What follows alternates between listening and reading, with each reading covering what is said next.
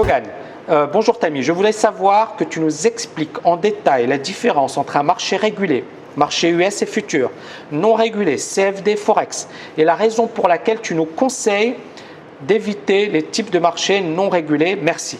Alors, encore une fois, pour moi, les CFD, si vous voulez travailler sur les CFD, ok, mais au départ, pour apprendre, pour comprendre les marchés. Après, je trouve que les chiffres sont tellement défavorables aux traders qu'il vaut mieux travailler sur un marché régulé. Et je vais vous expliquer pourquoi. Donc, même question, Arnaud. Bonjour Tammy, pour rebondir par rapport à ce qu'a dit Dogan et compléter sa question, j'aimerais savoir pourquoi éviter les CFD et de fait quel instrument utiliser afin de travailler sur les indices et faire de la vente à découvert, peu importe le support. Merci par avance, cordialement Arnaud. Alors moi, je vais d'abord répondre à la question de Dogan. Donc pour moi, tout d'abord, c'est quoi la différence entre... On va prendre les marchés de gré à gré, les devises. Pour les devises, vous savez que en fait, c'était des banquiers qui traitaient entre eux, d'accord ? Et pour les devises, on n'a pas une bourse, comme par exemple pour les actions. On n'a pas une place de marché centralisée. Est-ce que c'est OK pour tout le monde ? Donc, vous avez les devises, c'était des banques qui échangeaient entre eux. Puis, on a eu des courtiers qui se sont dit, tiens, on va prendre les cours des meilleures banques et on va faire nos propres cours. Bon. Et vous avez des places de marché, des actions, obligations, futures, sur lesquelles vous avez des intervenants, des acheteurs et des vendeurs. D'accord ? Donc pour moi, une place de marché centralisée, réglementée, c'est une place sur laquelle on a des acheteurs, des vendeurs, et c'est eux qui font les prix. C'est-à-dire, c'est eux qui font les cours des actions, des produits dérivés de manière totalement libre. Donc quand par exemple on a plus d'acheteurs que de vendeurs, le cours monte. Quand on a plus de vendeurs que d'acheteurs, les cours baissent. Le courtier, il va intervenir dans ce cas uniquement pour fournir les technologies. C'est un courtier. Donc il va encaisser les commissions et il va vous fournir la plateforme de trading, mais il ne fait pas le marché. Il n'est pas sur les marchés au sens où ce n'est pas lui qui achète ou qui vend, c'est vous, traders, qui achetez et qui vendez. D'accord ? Sur le marché des CFD, souvent, Contract for Differences, c'est quoi ? C'est des produits dérivés, c'est-à-dire c'est des produits qui sont effectivement, qui ont pour base un actif, une action, une devise, un indice. Par exemple, CFD DAX, il se base sur le DAX. CFD CAC 40, il se base sur le CAC 40. Est-ce que c'est OK pour tout le monde ?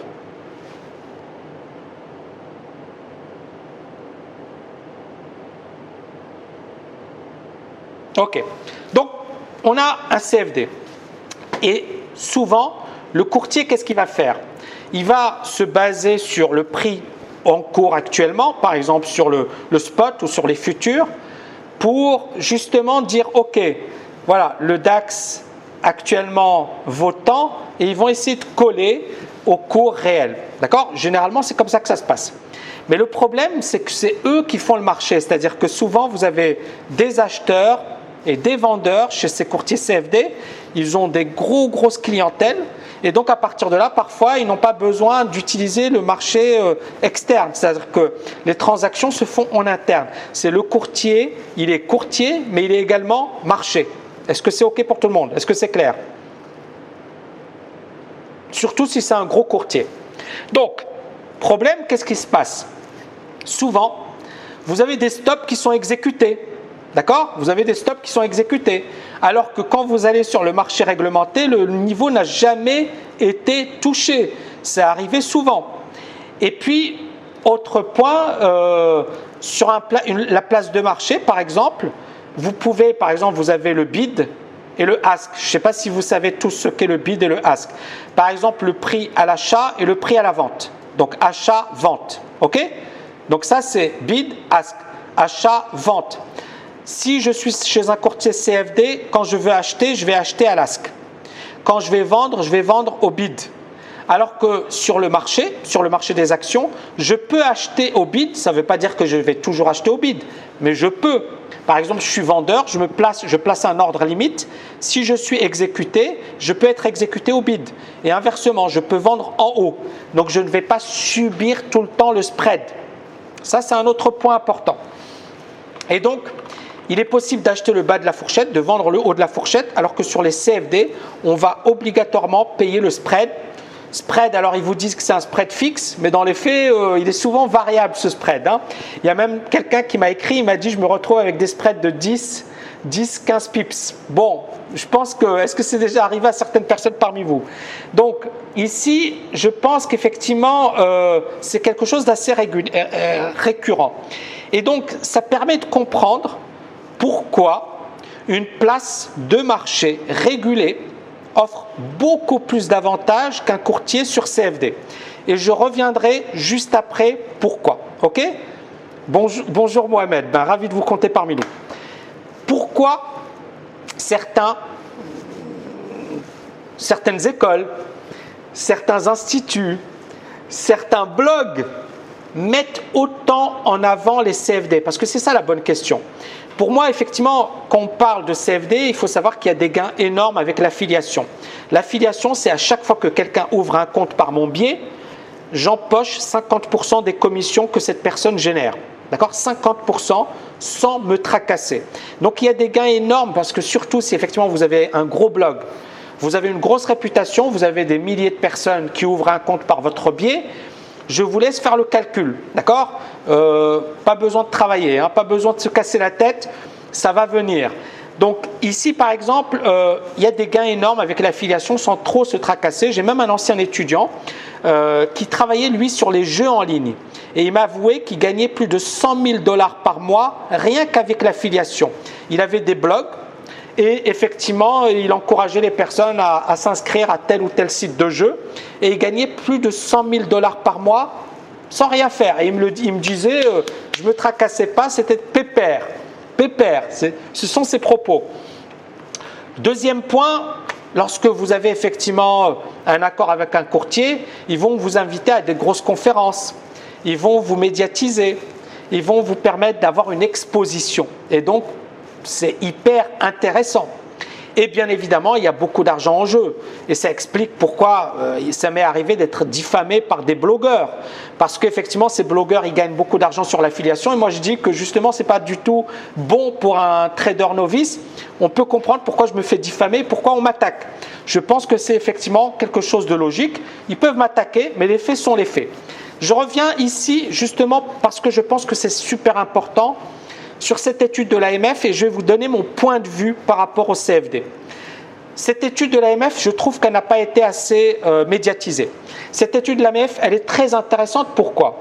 Parce qu'elle porte sur 54% du marché des traders actifs, c'est-à-dire que les courtiers qui ont été interrogés par l'AMF représentent environ 54% du marché des traders actifs. C'est-à-dire que c'est les plus gros intermédiaires. D'accord? D'ailleurs, ils le disent. Hein. Donc, effectivement, c'est hyper intéressant. Qu'est-ce qu'on apprend avec cette étude?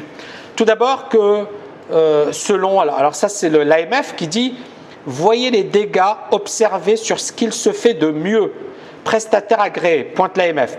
On vous laisse imaginer pour le reste, c'est-à-dire Chypre. Hein, tous les courtiers qui vous disent, il y en a quelques-uns sérieux, mais voilà, on vous laisse imaginer pour le reste. Chez les acteurs non autorisés, toxiques, oubliez. Oubliez parce qu'effectivement, déjà avec les CFD régulés, et il y a des problèmes. D'accord, régulés par l'AMF, il y a des problèmes. Imaginez à Chypre, c'est encore pire. On va revenir sur les chiffres et je vais vous donner mon point de vue de manière objective. Analyse des chiffres clés. Donc, quand on étudie effectivement le nombre de traders, il y en a 14 799 qui sont concernés par cette étude. On a 1575 gagnants, 13 224 perdants. Les perdants perdent 175 millions d'euros, les gagnants gagnent 13,8 millions d'euros. C'est-à-dire qu'en pourcentage, ça représente 10,64% de gagnants et 89,36% de perdants. La perte moyenne pour les perdants est de 13 000 euros. Le gain moyen pour les gagnants est de 8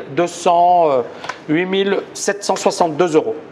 On s'aperçoit qu'il y a un déséquilibre flagrant, on en avait déjà parlé tout à l'heure, c'est-à-dire que les gagnants gagnent 13 millions, les perdants perdent 175 millions. La question que j'avais posée, c'est où sont passés les 160 millions? Il y a un gap énorme. il n'est pas expliqué et même l'AMF souffre pour l'expliquer. Et pour moi, effectivement, ça pose problème. Je vais vous expliquer pourquoi. Sur les 175 millions d'euros de perdus, combien vont vers les gagnants? 7,88%.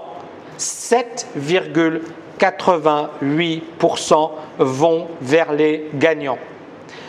92% disparaissent. 160 millions d'euros.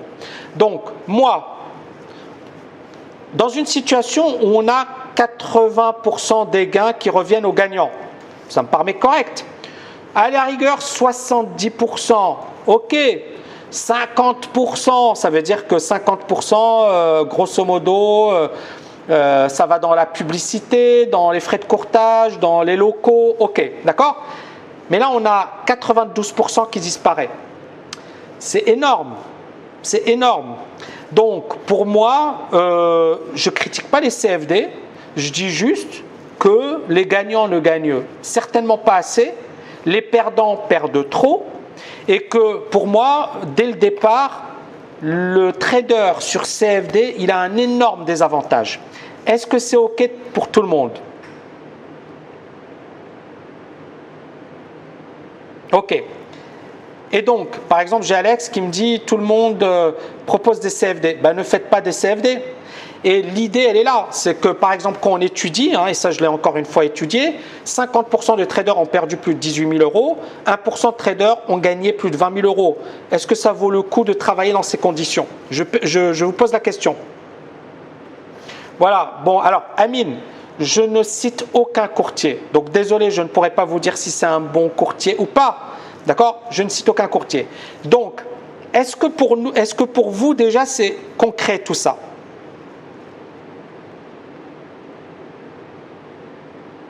Est-ce que vous m'entendez? Est-ce que pour vous, c'est concret? Je n'ai pas envie de vous faire peur, mais j'ai juste envie de vous dire, OK, premièrement, vous comprenez pourquoi je ne fais pas d'affiliation. Deuxièmement, OK, les scalpers, combien de personnes ont gagné? Alors là, c'est une étude sur 15 000. Combien de personnes en scalping ont gagné plus de 20 000 euros? 1%. C'est-à-dire 121 personnes. Ça veut dire personne. Ce n'est pas du tout intéressant pour un particulier. Donc mon avis, moi je vous le donne, sur une place de marché régulée, les traders gagnants vont gagner l'équivalent de ce que les traders perdants ont perdu. Bien évidemment, les courtiers vont encaisser des commissions. Est-ce qu'on est d'accord? Les courtiers vont encaisser des commissions et c'est normal. Mais est-ce qu'on aura, genre, les gagnants gagnent 7%, d'accord? Les perdants 92% du montant et puis, les gagnants ne gagnent que 7%. Non, normalement, on devrait avoir 60, 80%. Moi, ça ne me dérange pas que les courtiers ou que 20% disparaissent dans la nature, d'accord? Pour des frais, etc. Ça ne me dérange pas. Mais là, on parle de 92%. 92%. Donc, pour moi, voilà, je peux effectivement vous dire allez-y, etc. Mais voilà, j'essaie d'être hyper rationnel. J'ai analysé ça, j'ai analysé de manière je n'ai rien à gagner, peut-être à perdre, parce qu'on va m'attaquer, je vais être attaqué par pas mal de courtiers, mais je m'en fiche. Encore une fois, moi je vous dis, grosso modo, travailler sur un marché comme le marché des CFD, ça peut être intéressant pour quelqu'un qui commence, mais pour devenir pro, c'est certainement pas le meilleur marché. Est-ce qu'on est d'accord? Ok, je vais revenir sur tout ça par la suite. Donc, sur une place de marché régulé, comme je vous le disais, les traders gagnants doivent gagner l'équivalent de ce que les traders perdants ont perdu.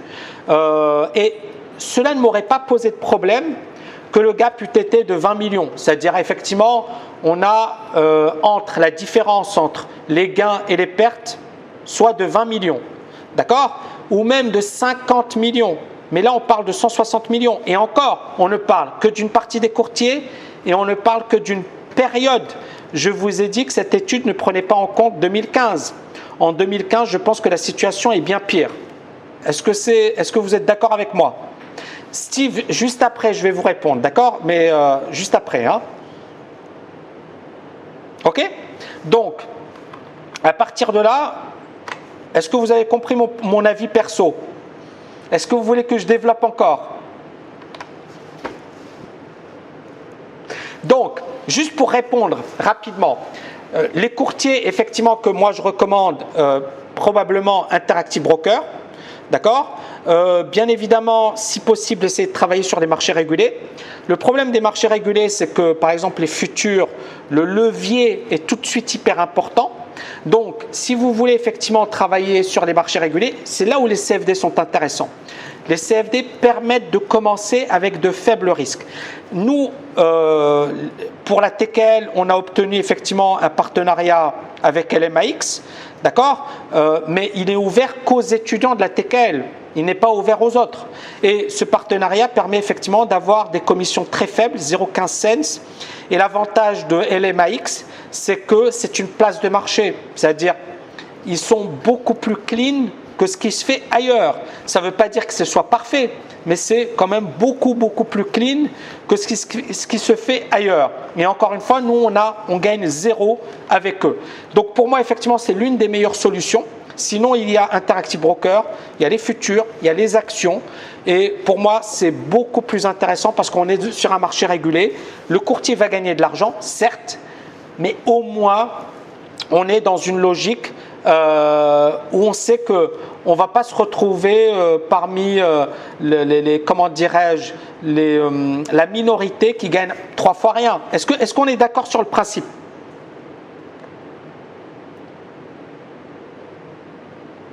Ok. Donc, ça, c'est déjà la première chose. Je voulais le développer.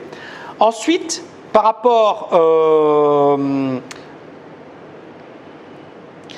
au trading sur CFD, l'idée, encore une fois, c'est véritablement, dites-vous, vous apprenez, vous développez, mais dès que vous devenez bon, travaillez sur les futurs, je pense que ça vaut vraiment le coup. Travaillez sur les actions, ça vaut vraiment le coup.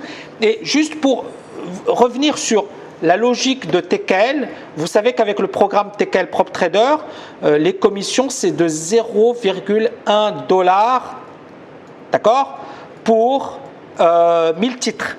Et vous allez me dire, Tammy, c'est énorme, on est d'accord, mais on ne travaille pas avec un courtier, on travaille avec une clearing firm, une prop firm. La prop firm, elle va gagner un petit pourcentage, c'est 8% des gains. Donc, la prop firm a intérêt d'avoir des traders gagnants parce que ces gains, ils sont basés sur les gains des traders. Et les commissions sont tellement faibles qu'elles ne gagnent rien sur les commissions. Et donc, on est dans une logique qui est complètement différente. On n'est pas dans la logique d'un courtier où finalement le courtier gagne quoi qu'il arrive et il gagne gros. On est dans une logique trading, c'est-à-dire qu'effectivement, vous avez une plateforme de trading, vous avez des commissions très faibles, mais vous êtes comme un pro, d'accord? Et c'est là où la logique est totalement différente et c'est là où effectivement, vous n'êtes pas avec un gros désavantage. Alors que chez les courtiers classiques, je pense qu'effectivement, c'est assez démontré. Est-ce qu'on est d'accord pour tout le monde? Alors, pour un compte futur, vous pouvez ouvrir un compte futur avec 10 000 euros, 15 000 euros. Mais comme le levier est très important, moi, je pense qu'effectivement, 25 000 euros, 50 000 euros, oui, c'est le minimum. OK pour tout le monde? Oui, Rim. Alors, pour LMAX, hein, si ça vous intéresse, généralement, nous, on vous cautionne. Hein. C'est-à-dire qu'effectivement, ils nous posent la question, est-ce que c'est un TKLien? Et bien évidemment, si vous êtes TKLien, c'est votre cas, on leur dit oui ou non. OK? Alors, pour du scalping Forex ou US, à votre avis, Simonet? Moi, je dirais plus US. Hein. Surtout sur CFD, on oublie le scalping. Hein. Le scalping, encore une fois, vous n'allez enrichir que le courtier. Est-ce que c'est OK pour tout le monde? J'ai encore plein de questions, hein. Donc je vais y répondre d'abord et ensuite je répondrai à vos questions, ok?